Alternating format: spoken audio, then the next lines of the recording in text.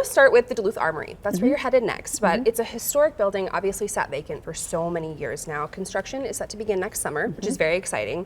Grand opening in the fall of 2025. But talk a bit about why you're visiting the site today and maybe why it's taken so long to get funding for this renovation. You know, where are we at with that? So I think, you know, we're going there today and like really excited about it. This is going to be a gem in Duluth. And I think it sort of harkens back to, you know, we were talking about when Buddy Holly played there and, you know, Bob Hope and Liberace, like this was a destination and it can be that again. It should be a place for arts and culture. I'm excited about, you know, all of the food that will also be part of this space and will be a destination for folks.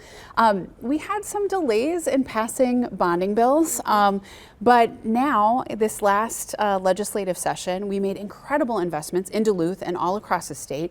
Part of the reason why it got done this time is because you have amazing legislators who are representing this community. We also had a trifecta of folks who were ready to get it done.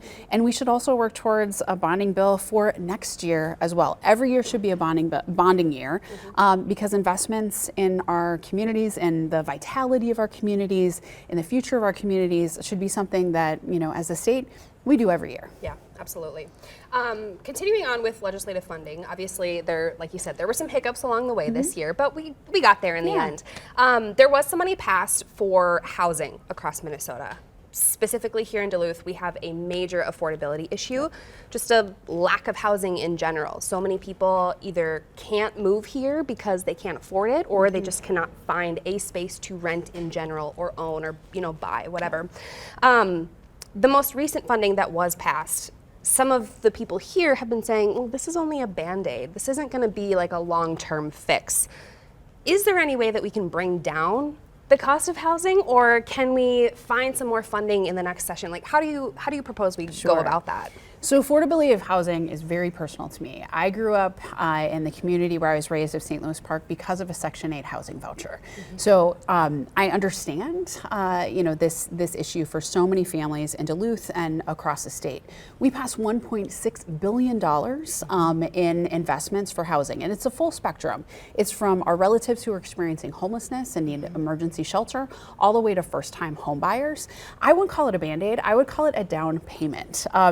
We went big so that people can go home, and we will continue to invest on this. But I really think as we talk about this, you know, as we're building a house, this is the foundation, right, that we can continue to build upon. It's more than we've ever invested before, but we know that we're making up for, you know, for lost time and investments that weren't made in the past. But I can tell you, the advocates here, the folks who are engaged in affordability of housing and meeting the needs of our relatives experiencing homelessness here in Duluth, they get it. They're incredible advocates, and we know that they're going to keep coming back and asking for more, and they should. As a citizen of the White Earth Nation, our Native communities across the state look to you as an advocate, a voice at the Capitol. You have been so great. You know, we hear all the time up here, we love Peggy. She is our voice in St. Paul. Data does show, though, that communities, Native communities, specifically in Minnesota, have drug overdose death rates, I want to get this right, nearly 5 times higher than white Minnesotans, all while the Native population only makes up less than 5% of the state's overall demographic. Is there anything that can be done? How do we go about this? Yes, there is something that can be done, and we are doing it. And I want to say, like, that data, it's unacceptable.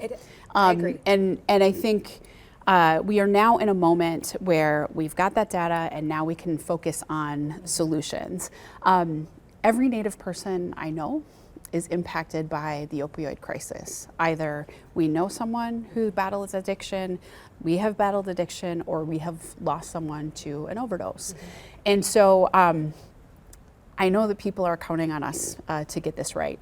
We invested over $200 million in funding for this crisis, both for prevention, but also for recovery and for treatment itself.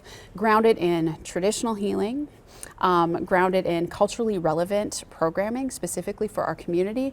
And one of the things that we've been really intentional about is to say that the urban Native community needs to be brought in. And so they are now advisors as part of the opioid advisory committee, as well as now it is required, it is now the law, that they must consult with the 11 Native nations who share their geography with the state of Minnesota.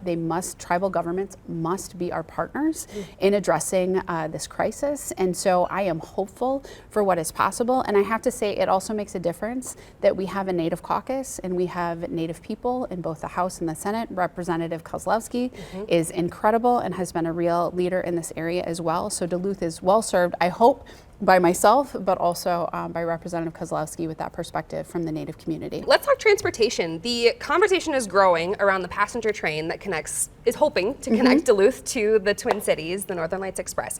It's exciting to obviously have another option for a quick trip back and forth, but some pushback, especially up here, is the affordability of it and how it's not exactly super affordable for, say, a family of 5 to go down when you're paying $30, $35 for just one person's ticket, and say you go to a Twins game or something, and then you end up spending all of that money, you know?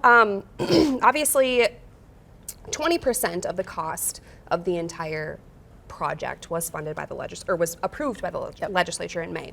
But is there any more funding that we think we can push forward to maybe bring this into a little bit more affordable space for more people?